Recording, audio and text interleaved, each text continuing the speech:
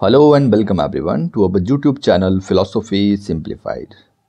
Western philosophy series का next thinker जो आज हम डिस्कस करेंगे वो रहेंगे हीगल। हीगल का बर्थ हुआ था 27 अगस्त को 1770 में जर्मनी में, और ये काफ़ी इंपॉर्टेंट फिलोसोफर हैं। स्कूल एजुकेशन कंप्लीट करने के बाद मौका मिला पढ़ने का जो वहाँ के ग्रेट पोइट थे हॉल्डरलिन एंड फिलोसोफर सिजलिंग्स। इन दोनों को पढ़ने के बाद ये काफ़ी इन्फ्लुएंस हुए कांट की फ़िलासफ़ी को लेके। क्लियर?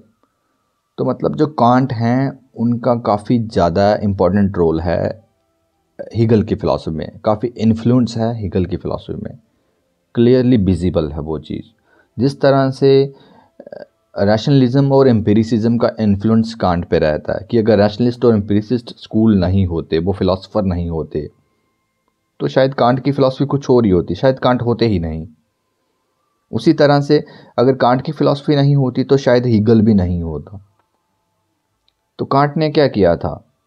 कांट ने रैशनलिज्म और एम्पिरिसिज्म दोनों को क्रिटिसाइज़ करके रैशनलिज्म और जो रीजन और एक्सपीरियंस इनको सिंथेसाइज करके अपनी फ़िलासफ़िकल व्यूज़ रखे। और उनके फ़िलासफ़िकल व्यूज़ क्या थे कि जो रियलिटी है ना, जो नेचर है, उसके दो एस्पेक्ट हैं।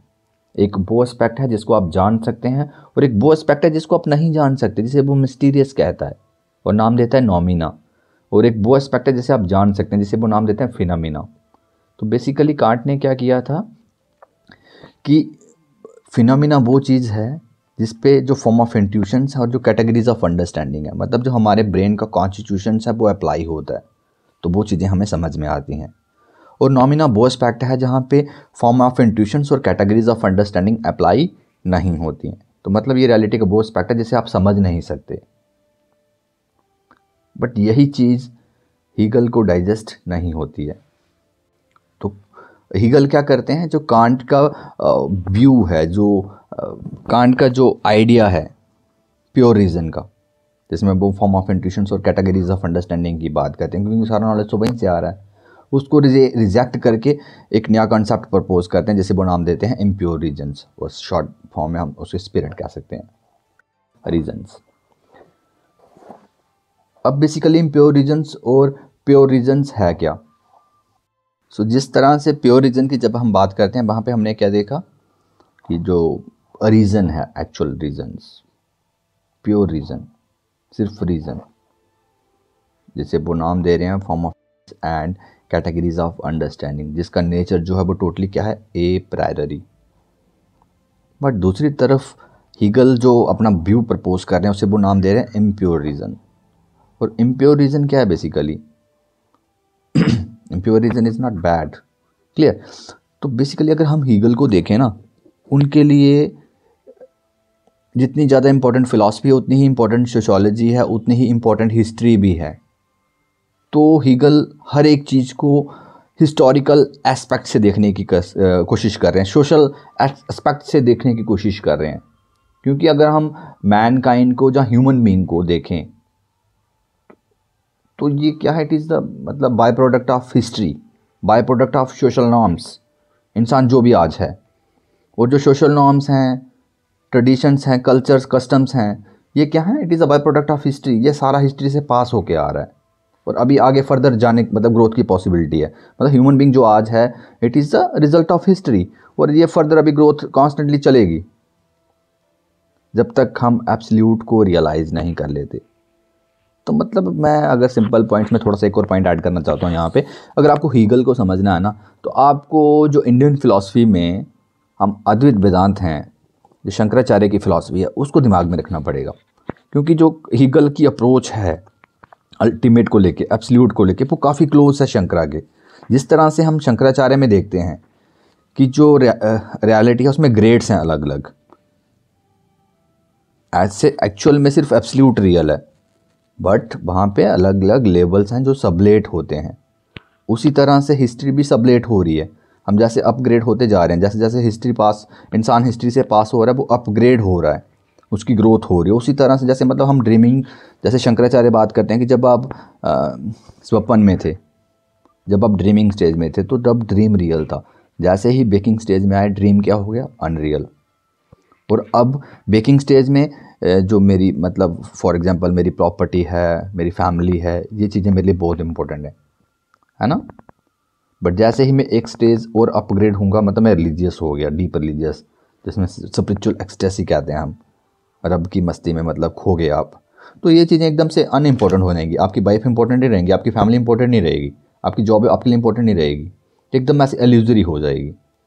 उसी तरह से अगर सरगुण से आप निर्गुण पे चले गए तो सरगुण भी क्या हो जाएगा, ब्रह्मा विष्णु महेश अनइम्पोर्टेंट हो जाएंगे, इल्यूजरी हो जाएंगे, तो वो शून्य हो गया। वो निर्गुण क्या है, नेमलेस फॉर्मलेस, तो क्या हो गया शून्य, जैसे वो नाम देता है शंकराचार्य एब्सोल्यूट रियलिटी। तो वो अल्टीमेट पर्पस है रियलिटी का, फिलॉसफी का, ह्यूमन बीइंग का, कि उसको अचीव करना है। उसी तरह से हीगल का भी जो एब्सोल्यूट एम है, that is absolute idealisms, that is to know the absolute. Hegel का जो इंटरेस्टिंग पॉइंट है ना यहाँ पे, मतलब सारे जो हीगल की फिलोसफिकल व्यूज़ हैं वो सारे इंटरकनेक्टेड हैं। आप एब्सोल्यूट आइडियलिज्म की बात करें, आप गिस्ट की बात करें, आप डायलेक्टिकल स्टेजेस की बात है, सारे के सारे टॉपिक इंटरकनेक्टेड हैं, सारे के सारे टॉपिक हैं इंटरकनेक्टेड।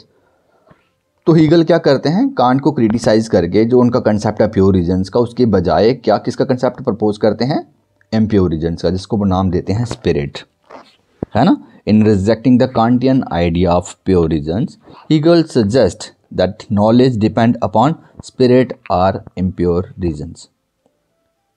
तो जैसे हमने बोला कि impure reason क्या है, basically it comes from the, मतलब जो लंबी हिस्ट्री है हमारी, वो सारा क्या है, एक्सपीरियंस, सारा क्या है, सेंसरी नॉलेज। अब चाहे मतलब हीगल ही एक ऐसे फिलोसफर्स हैं जो हिस्ट्री को इम्पोर्टेंट बता रहे हैं, जो सोशोलॉजी को इम्पोर्टेंट बता रहे हैं, सोशल नॉर्म्स हैं उनको इम्पोर्टेंट बता रहे हैं।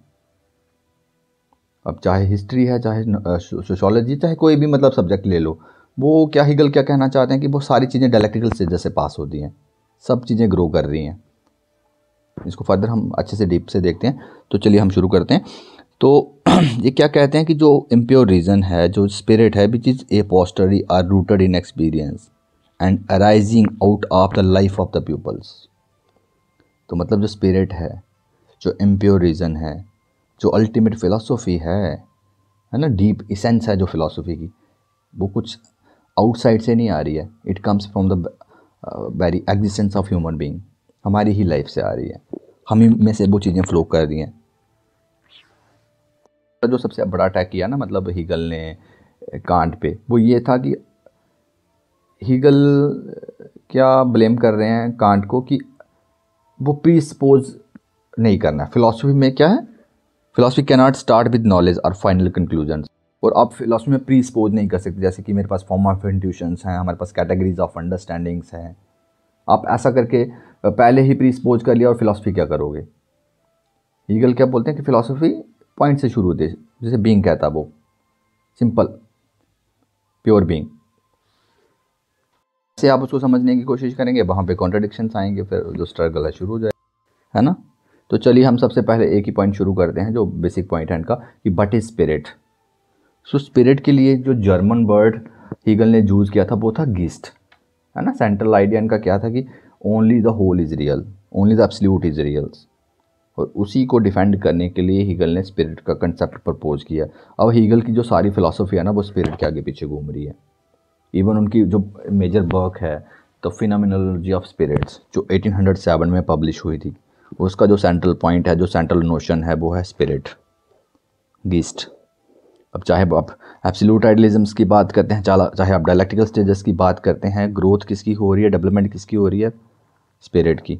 बीइंग की ग्रोथ नहीं होती है, बीइंग एब्सोल्यूट, जो एब्सोल्यूट है ना वो बीइंग नहीं जाएगा, स्पिरिट डायलेक्टिकल स्टेजेस से पास होता है, और जो कल्मिनेट होके जो एब्सोल्यूट आइडिया, जो एब्सोल्यूट आइडियलिज्म है ना, वो जब अब अचीव होगा, वो लास्ट में एंड क्या बचेगा, स्पिरिट, गिस्ट, जिसे वो एब्सोल्यूट स्पिरिट कहता है।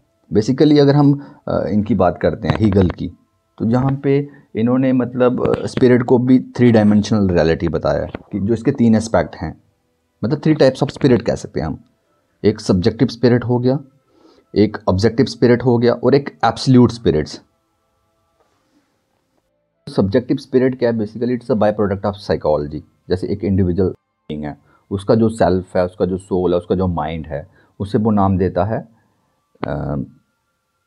सब्जेक्टिव स्पिरिट्स, है ना, क्योंकि सिंगल है, मैं फ्री हूँ, मैं कुछ भी सोच सकता हूँ, मैं कुछ भी कर सकता हूँ, that is subjective spirits. Hegel का क्या कहना है कि ये भी कंट्रीब्यूट करता है एब्सोल्यूट स्पिरिट्स में।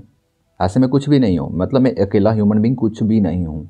बट जैसे मतलब नेपोलियन था, नेपोलियन बोनापार्ट, वो कितना बड़ा, मतलब उसको पता ही नहीं था कि वो हिस्ट्री में जो स्पिरिट की हिस्ट्री है उसमें कितना रोल प्ले कर रहा है। एक सिंगल इंसान ने कितना मतलब कंट्रीब्यूट किया। जैसे एल्बर्ट आइंस्टाइन है, मतलब बड़े बड़े जो फिलासफर हुए, जो साइंटिस्ट हुए, वो इंडिविजुअल स्पिरिट थे, सब्जेक्टिव स्पिरिट थे। बट जो उनका कंट्रीब्यूशन है एब्सोल्यूट स्पिरिट में, जो एब्सोल्यूट कॉन्शियसनेस है, जो एब्सोल्यूट रियलिटी है, वो कितना ज़्यादा है। ऐसे हम एक मतलब सब्जेक्टिव स्पिरिट जो है वो अनइम्पॉर्टेंट है अगर देखा जाए एक लेवल पे, तो सिर्फ एब्सोल्यूट इंपॉर्टेंट है। बट कई बार हिस्ट्री में ऐसे स्पिरिट हुए, सब्जेक्टिव स्पिरिट, जिन्होंने बहुत ज़्यादा कंट्रीब्यूट किया। क्लियर? तो फिर जो ये है साइकोलॉजी का पार्ट है, मतलब सब्जेक्टिव स्पिरिट, मतलब जिसमें एक इंडिविजुअल के स्पिरिट की बात करते हैं हम, इंडिविजुअल कॉन्शियसनेस, उसकी थिंकिंग, उसकी रीजनिंग्स, उसकी अंडरस्टैंडिंग की, उसके कंट्रीब्यूशन की मैनकाइंड को, सोसाइटी को एट ए लार्ज। देन आता है ऑब्जेक्टिव स्पिरिट्स। इसमें बात आती है जो सोसाइटल नॉर्म्स हैं, जो ट्रेडिशंस हैं, जो कस्टम्स हैं, जो कल्चर्स हैं। यहाँ पे मतलब वो क्या है, ऑब्जेक्टिव स्पिरिट वो है जो सोसाइटी का पार्ट है, एट लार्ज इंस्टीट्यूशंस हैं जो, दैट इज़ ऑब्जेक्टिव स्पिरिट्स, जो मैनकाइंड को गाइड करता है, जिसको सारे फॉलो कर रहे हैं, जितने भी एक ग्रुप है, that is objective spirit. Sociology में जैसे हो गया, हिस्ट्री हो गई जैसे। देन आता है एब्सोल्यूट स्पिरिट्स, जिसमें वो एब्सोल्यूट रियलिटी की बात कर रहे हैं, जिसमें फिलोसफिकली हम जैसे मतलब गॉड की बात करते हैं, दैट इज़ एब्सोल्यूट स्पिरिट्स। जो गॉड है it is not absolute spirits, but God उसी डायमेंशन में आता है। एब्सोल्यूट जो स्पिरिट है इट इज़ मतलब जो रियलिटी है अल्टीमेट, जैसे absolute idealism it is reality, it is more than God, but God भी उसी का पार्ट है, गॉड भी उसी का पार्ट है। मतलब एब्सोल्यूट रियलिटी जो है, जो एब्सोल्यूट स्पिरिट है, वो गॉड नहीं है, बट गॉड भी उसी का पार्ट है, दैट इज एब्सोल्यूट स्पिरिट्स। तो इस तरह से हीगल बात करते हैं स्पिरिट की। The real subject matter of the phenomenology, concrete sceptical self, but the universal affirmative spirit, जिसे गिस्ट का नाम दिया गया, whose progress toward realizations in an objective world is something in which you or I may participate, but which transcend every merely local manifestation of its implacable moments। तो जिस तरह से मैंने बात की कि मतलब हम सारे क्या हैं, स्पिरिट्स हैं। स्पिरिट्स जो हैं बेसिकली 3 डायमेंशंस बताए गए हैं, subjective, objective and absolute. Real sense में जो गीस्ट हैं, जो स्पिरिट है, वो एब्सोल्यूट की ही बात कर रहे हैं वहाँ पे, बट वहाँ पे जो सब्जेक्टिव स्पिरिट है, जो सब्जेक्टिव माइंड है, वो भी इम्पोर्टेंट है, बट वो इतना इम्पोर्टेंट नहीं है जितना एब्सोल्यूट इम्पोर्टेंट है। इसलिए हम सारा कंट्रीब्यूट करते हैं। मतलब हम देखो, अब मैं बुद्ध नहीं बन सकता फॉर एग्जांपल्स, बट अगर हम सारे लोग बुद्ध की तरह काम करेंगे तो क्या होगा, हमारी जो सोसाइटी होगी 100, 200, 300 ईयर्स में वो ऐसी होगी जहाँ सारे बुद्ध बन सकते हैं। सारे क्या बन सकते हैं, मतलब आज मैं बुद्ध नहीं बन सकता फॉर एग्जांपल्स, बुद्धानेस जो है अगर आपको अचीव करनी है वर्ल्ड में, आप बोलेंगे सारे गलत कर रहे हैं तो मैं भी गलत कर रहा हूँ, तो इसमें क्या हुआ, ऐसा तो सारे गलत करना शुरू कर देंगे। तो इस तरह से क्या होगा, जो मतलब बैड अप्रोच है वो यूनिवर्सलाइज हो जाएगी। तो अगर आप अच्छा काम करने की कोशिश करते हैं, जो आपका कंट्रीब्यूशन है वो भी काउंट होगा। मतलब आप भी एब्सोल्यूट में क्या कर रहे हो, कंट्रीब्यूट कर रहे हो। आपको ऐसा लगेगा नहीं आपका कोई कंट्रीब्यूशन नहीं है, बट आपका भी इक्वल कंट्रीब्यूशन है, हर एक चीज़ का कंट्रीब्यूशन होता है, दैट इज सब्जेक्टिव एस्पेक्ट। फिर जो ग्रुप होता है उसका ऑब्जेक्टिव कंट्रीब्यूशन होता है, एंड देन एब्सोल्यूट को फ़ायदा पहुंचा है। और जो ये एब्सोल्यूट है, जो गिस्ट है, जो स्पिरिट है, it passes through the dialectical stages, pass हो रहा है ये। जो आज मैनकाइंड है, ये इसकी बहुत सारी लंबी हिस्ट्री है स्पिरिट की, गिस्ट की, और सारा किसको कंट्रीब्यूट कर रहे हैं। मतलब आज एक इंसान जो साइंटिस्ट है, मतलब आप सिर्फ इसको देखिए, साइंटिफिक डेवलपमेंट्स को देखिए, इंसान कहाँ पहुँच चुका है। जो 500 पहले व्यूज़ थे वो सारे आज रिजेक्ट हो चुके हैं। मतलब जैसे देखो ना, आज के जो व्यूज़ हैं वो बिल्कुल एकदम अलग हैं। अगर हम 15वीं सेंचुरी की बात करें, कॉपरनिकस ने कुछ बोला था तो उसमें आज कितनी मॉडिफिकेशन हो चुकी है, कितना मतलब उनमें कितना रिवाइव किया आपने।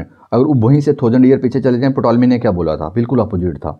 उसी तरह से हर एक मतलब क्या हो रहा है, जो चीज़ें हैं वो डायलेक्टिकल स्टेजेस से पास हो रही हैं।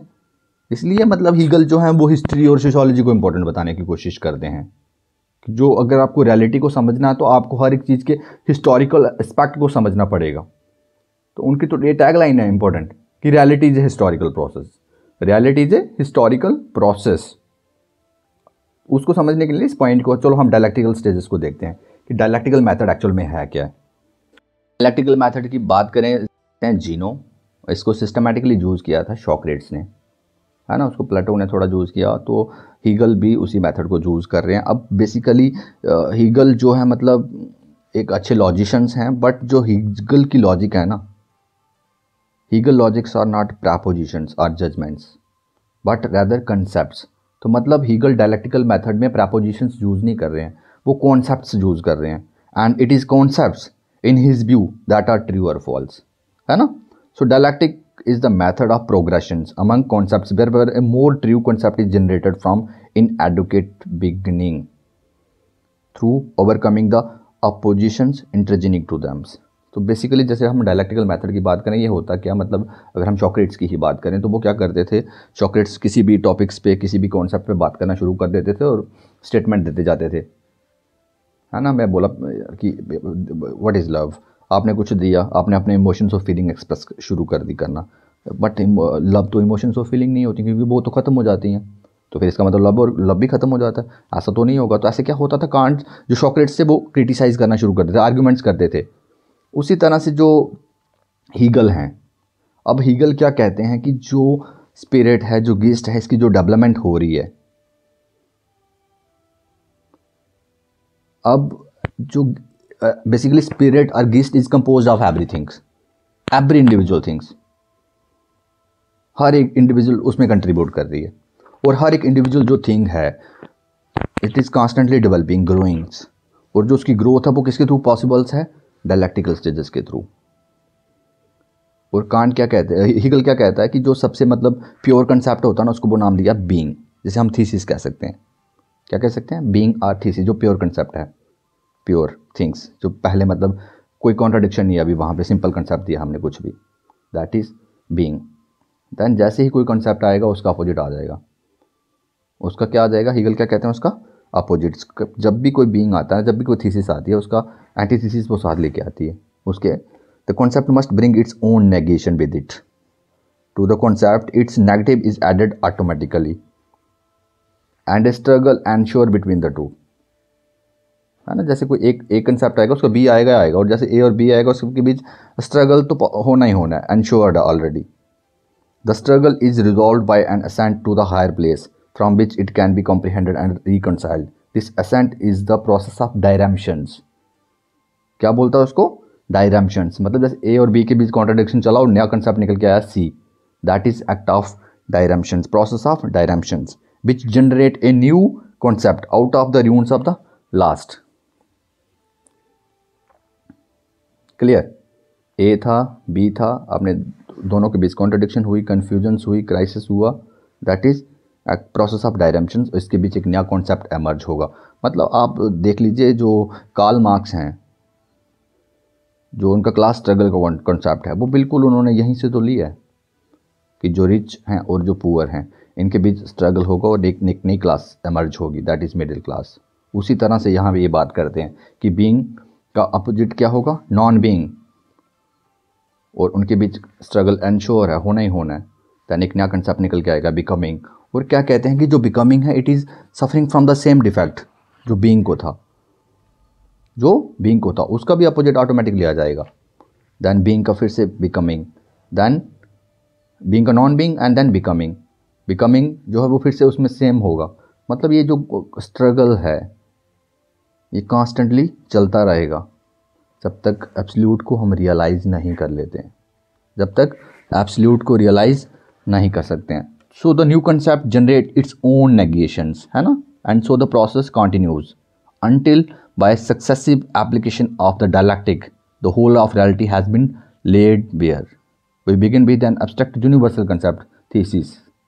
The concept give rise to a contradictions, antithesis. The contradictory concept are reconciled in a third concept which therefore is a union of the other two. जैसे हम क्या बोलते हैं, thesis, antithesis, और जब दोनों में confusions होंगी, contradictions आएंगी, उसमें क्या नया कॉन्सेप्ट एमर्ज होगा, synthesis।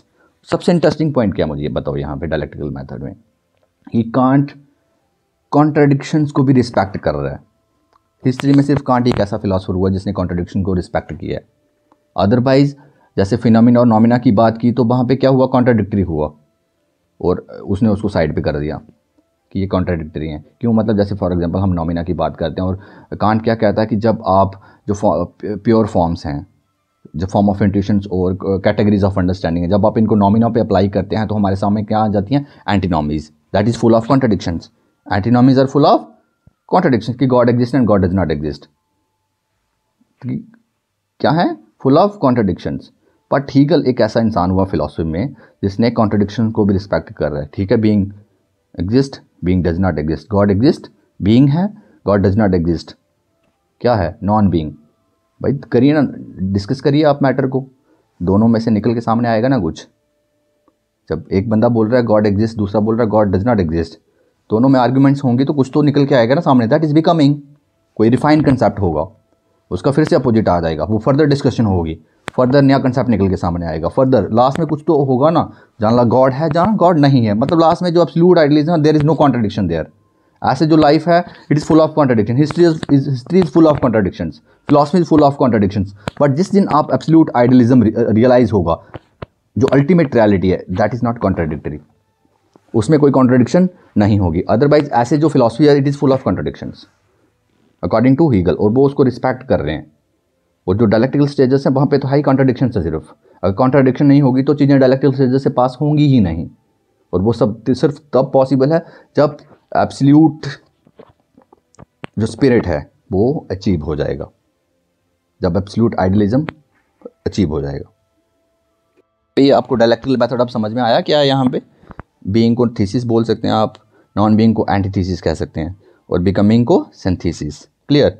तो बीइंग के साथ क्या होता है, स्ट्रगल चलता है नॉन बीइंग का, और नया कंसेप्ट एमर्ज होता है बिकमिंग। जो बिकमिंग होती है उसको होती है बीइंग वाली, फिर उसका भी अपोजिट आ जाता है नॉन बीइंग, फिर से देन बिकमिंग आता है, फिर से दोनों में से जब स्ट्रगल चलता है दोनों एक नया कंसेप्ट निकल के सामने आता है, that is becoming.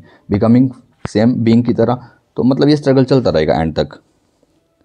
So basically अगर हम देखें तो जो बिकमिंग होता है it incorporates both being and non beings, है ना।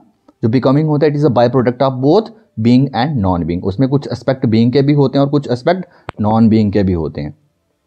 Clear? So being and non being are mediator are linked through बिकमिंग्स।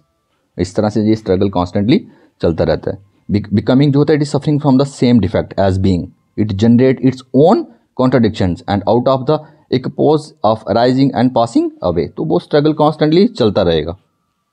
Basically अब हम देखते हैं कि एब्सोल्यूट आइडियलिज्म क्या है। So the dialectical process of knowing the reality leads Hegel philosophy to absolute idealisms, है ना। अगर हम डायलेक्टिकल स्टेजेस को अच्छे से देखें तो हमें क्या पता चलता है कि हीगल हमें कहाँ लेके जा रहा है, एब्सोल्यूट आइडियलिज्म्स की तरफ, है ना। The knowledge of absolute is possible only when we have the idea of different dialectical stages. हर एक चीज़ है वो कहाँ से पास होती है, डायलेक्टिकल स्टेजेस से।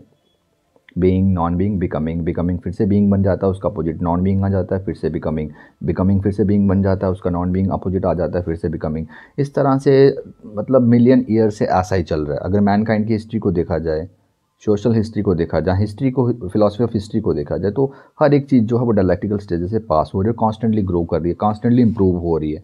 और ये तब तक चलता रहेगा जब तक वो एब्सोल्यूट को अचीव नहीं कर लेती, क्योंकि जो कॉन्ट्रडिक्शंस हैं वो फिनोमिना में पॉसिबल हैं। जो एब्सोल्यूट है उसमें कोई कॉन्ट्रडिक्शंस नहीं होगी, उसमें कोई कन्फ्यूजन्स नहीं होगी, वो वन है, दैट इज़ एब्सोल्यूट आइडियलिज्म्स। और मतलब एब्सोल्यूट आइडियलिज्म क्या है क्या बेसिकली, तो मतलब ये क्या बताने की कोशिश करते हैं हीगल, रियलिटी है वो मेंटल है। मतलब Hegel scrapped the idea of things in themselves, जो कांट प्रपोज करने की कोशिश करें, and said that all reality is mental because we are spirit ourselves, we can know spirits.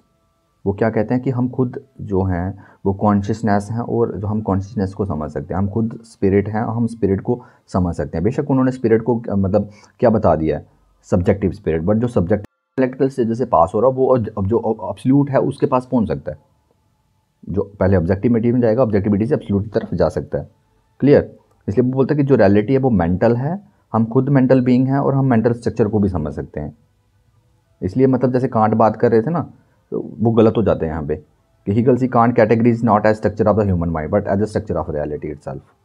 तो हीगल क्या कहता है कि जो कांट कहता है ना कि फॉर्म ऑफ इंट्यूशंस और वो क्या है कैटेगरीज ऑफ अंडरस्टैंडिंग, वो प्योर रीजन का पार्ट है ना, बस मेंटल स्ट्रक्चर है। तो हीगल यहाँ पे क्लियरली कहते हैं कि वो मेंटल रियलिटी नहीं है, वो क्या है, रियलिटी का स्ट्रक्चर है itself. Hegel see Kant categories not as structure of the human mind but as structure of reality itself. The elaborate metaphysics he worked out, his so-called logic, is an attempt to deduce the categories and that characterize absolute mind and self-development through nature and history. The technique Hegel used for deducing the categories is the dialectical method, जो हमने अभी देखा, thesis, antithesis और synthesis discussed in the चल। तो आपको point clear है। Absolute idealism basically क्या है, जब आपको सारी चीज़ जो डायलेक्टिकल होगा that is absolute idealism. For example हम जैसे सिंपल वर्ड्स में अगर एग्जांपल लें, फॉर एग्जांपल एक सीड है, आपके पास सीड का आइडिया है, उसका कलर, उसका टेक्सचर, उसकी सेंस है ना, तो उसको आपने कहाँ डाल दिया, मिट्टी में डाल दिया, दैट इज सेकंड स्टेज। पहले वो लिविंग चीज़, नॉन लिविंग चीज़ थी, जो सीड होता है नॉन लिविंग है, बट जैसे आपने उसको मिट्टी में डाला वो थोड़े दिनों के बाद स्प्रूट होगा, वो क्या है अब, लिविंग थिंग, बिल्कुल अपोजिट। दैन वो फर्दर ग्रो करेगा, नया कंसेप्ट निकल के सामने आया, बिकमिंग, उसका फर्दर अपोजिट होगा। जैसे मतलब पेड़ जो है वो डायलेक्टिकल स्टेज से पास होता है ना, सीड था, सीड से स्प्रूट बना, स्प्रूट से स्मॉल प्लांट है, अब थोड़ा और बड़ा है, थोड़ा और बड़ा है, उसमें फूल आ गए हैं, उसमें फल आ गए हैं, है ना, और बड़ा होता गया बड़ा। एक दिन तूफान आया, गिर गया, लकड़ी मिली आपको, दैन लकड़ी को आपने जलाया, आपको फायर मिली, है ना, अब कोयला मिल गया है, आप उसको प्रेस में यूज़ कर सकते हैं, कोयले वाली प्रेस में। दैन वो एशेस में कन्वर्ट हो गया, आपने उसको जहाँ सब्ज़ी लगाई है वहाँ पे डाल दिया एशेस, अब आपने सब्ज़ी कंज्यूम कर ली है। तो अगर आप उस सीड को समझना है तो आपको ये सारी चीज़ें देखनी पड़ेंगी कि वो लास्ट कहाँ तक गया। उसी तरह से हर एक, चाहे ह्यूमन बीइंग है चाहे नेचर है, वो भी इसी तरह डायलेक्टिकल स्टेज से पास हो रहा है, फुल ऑफ कॉन्ट्रडिक्शंस। क्लियर? आपके पास सारी स्टेजेस का नॉलेज होगा ना, तब आप एक सीड को एक्सप्लेन कर पाएंगे। और जो वो सीड का आइडिया है ना, जितनी भी डेवलपमेंट स्टेजेस का, दैट इज़ एब्सोल्यूट आइडिया। अगर आपने खुद की बात करनी है, आप फर्स्ट डे के कैसे थे, या 9 मंथ जो बॉम्बे में मदर की रहे वहाँ आप कैसे थे, आपका नेचर कैसा था, जो भी है, मतलब आपकी जो सेंस है, 1 ईयर के कैसे थे, 2 year, 3 year, 4 year, 5 year, 6, 7, 8, 9, 10th, है ना, क्लासेस में कैसे थे। अगर एक्सप्लेन करना तो आपको मेरे को सारा देखना पड़ेगा। अभी नहीं मैंने आपसे बात की और आपने मुझे डिक्लेयर कर दिया मैं अच्छा हूँ, मैं गलत हूँ, मैं सही हूँ, नहीं। अगर आपको मेरे को समझना, आपको सारा देखना पड़ेगा पीछे। मैं जो आज हूँ वो मेरी एक हिस्ट्री है, मैं हिस्ट्री से पास होकर आ रहा हूँ, डिफरेंट डायलेक्टिकल स्टेजेस से, और वो मैं सारा कैरी भी कर रहा हूँ अपने अंदर। मैं नया भी लर्न कर रहा हूँ और पुरानी चीज़ें भी मैं कैरी कर रहा हूँ। पुरानी चीज़ें एकदम से ख़त्म नहीं होती हैं। जब आप नया इंसान बनते हो ना, आप में पुराना भी होता है और कुछ नया भी होता है, इसलिए मतलब वो मिक्सचर ही है। बिकमिंग जो है it is a by product of both being and non beings. Becoming is not attire, मतलब बिल्कुल न्यू कंसेप्ट नहीं है, वो न्यू है बट उसमें दोनों चीज़ें हैं अभी भी। एक और अपोजिट आ जाएगा फिर से कॉन्ट्रैक्ट, मतलब आप 8th में कैसे थे, आप 10th में कैसे थे और 12th में कैसे थे। जो 12th है उसमें आप 8th और 10th दोनों का कॉम्बिनेशन हो। आप कॉलेज में कैसे हो, अब कैसे हो, 10th वाला 12th वाला दोनों हैं, और यहाँ पे कुछ नया एक्सप्लोर कर रहे हो। यूनिवर्सिटी में कैसे जाओगे, 12th वाला भी होगा, कॉलेज वाला भी होगा, और वहाँ भी यूनिवर्सिटी से कोई जॉब लगेगी, फिर वहाँ कैसे होगा, वो एटीट्यूड भी होगा। इस तरह से लाइफ एटीट्यूड चेंज होते रहते हैं। आप कॉन्स्टेंटली ग्रो कर रहे हो, कॉन्स्टेंटली इंप्रूव कर रहे हो। तो अगर आपको अपनी बात करनी है तो आपको सारी चीज़ें दिमाग में रखनी पड़ेंगी, सारे आइडियाज़ आपके दिमाग में होने चाहिए। That is absolute idea. जब आप किसी भी चीज़ की बात करते हैं ना, तो आपको जो सारी डायलेक्टिकल स्टेजेस उसका नॉलेज चाहिए, हर एक चीज़ का। इसलिए मतलब कहते हैं ना कि कांट हर एक चीज़ का ऑन्टोलॉजिकल प्रूफ प्रोवाइड करने की कोशिश कर रहा है, हर एक चीज़ का ऑन्टोलॉजिकल प्रूफ। कांट ने क्या किया, हर एक चीज़ के एग्जिस्टेंस का ऑन्टोलॉजिकल प्रूफ दिया है। अदरवाइज हम गॉड की बात करते हैं, बड़े बड़े चीज़ों की बात करते हैं बस, बट कांट ने जो मतलब छोटी छोटी चीज़ें हैं ना, हर एक इंडिविजुअल थिंग का ऑन्टोलॉजिकल प्रूफ दिया है। हर एक चीज़ का एब्सोल्यूट आइडिया होता है, चाहे वो बेशक फर्दर उसमें फ्यूचर में अचीव करेगी। जब भी आप किसी चीज़ की बात करते हैं, जब उसकी बिगनिंग से लेके जो एंड पॉइंट है, अब जो सारी डायलेक्टिकल से जो स्टडी करेंगे, वो जो आइडिया बनेगा that is absolute idea, that is ontological proof. हर एक चीज़ को डिटेल में स्टडी करना। क्लियर? कांट का एक और कंसेप्ट क्लियर हो जाता है कि रियल इज़ रैशनल। ये बड़ी पॉपुलर टैगलाइन है हीगल की, रियल इज़ रैशनल। तो यहाँ पे देख ही रहे हैं हम कि जो रियलिटी है वो मेंटल एकदम। So one striking consequences of Hegel idealism is a kind of optimism that Hegel expressed in his famous dictum, The Philosophy of Rights. 1821 में ये बुक पब्लिश हुई थी इनकी, जिसमें इन्होंने ये चूज़ किया था real is rational, that what is actual is rational. कोई भी चीज़ अगर सही है ना, वो क्या होगी, रैशनल होगी, जिसको हम ऐसे कहते हैं the real is the rational. If ultimate reality as Hegel claims is the totality of rational concept, a structure that reveals itself in the world and in human experience, then all reality is knowable and everything that occurs in the world is rational and ultimately for the greater good. तो Hegel की philosophy में central concept किसका, geist का। Geist simply stand for reason, consciousness, mind, soul, कुछ भी कह सकते हैं आप उसको, क्लियर। और everything is known to the geist, everything is known to the spirits, जो हम जानते हैं ना, it is known to the gist spirit is the मतलब of knowledge, that is why Hume बार बार यही कहते हैं कि real is rational and rational क्या है, anything that is known to the spirits, geist. और जब आप रियलिटी की बात करते हैं, जहाँ हम हिस्ट्री को देखें, जहाँ हम चीज़ों को सोशोलॉजी से देखें, जहाँ हिस्टोरिकल व्यू पॉइंट से देखें, नोन टू द स्पिरिट्स। तो यही वजह है वो बार बार ये डिक्टम यूज़ करते हैं कि रियल इज़ रैशनल, क्योंकि रियल वही होगा जो नोन है हमें, और जो नोन होगा वो रियल होगा, clear. So this is all about Hegel's. तो हीगल की फिलॉसफी में बेसिकली हमने क्या देखा, आज हमने कांट को क्रिटिसाइज करके फिलॉसफी में एंट्री ली है, क्लियर। जो कांट का स्ट्रक्चर ऑफ रियलिटी है, जिसमें वो उसको रिड्यूस करने की कोशिश करते हैं ह्यूमन ब्रेन में, तो कांट ने उसको वहाँ से बाहर लाया है। स्पिरिट को सेंट्रल पॉइंट बना के फिलॉसफी में बताया कि किस तरह से डायलेक्टिकल स्टेजेस से पास होती हैं, हर एक चीज़ जो एग्जिस्ट करती है वो किस तरह से डायलेक्टिकल स्टेजेस से पास होती है, और किस तरह से हम एब्सोल्यूट आइडियलिज्म की तरफ जाते हैं logically, rationally, clear. Thanks for watching.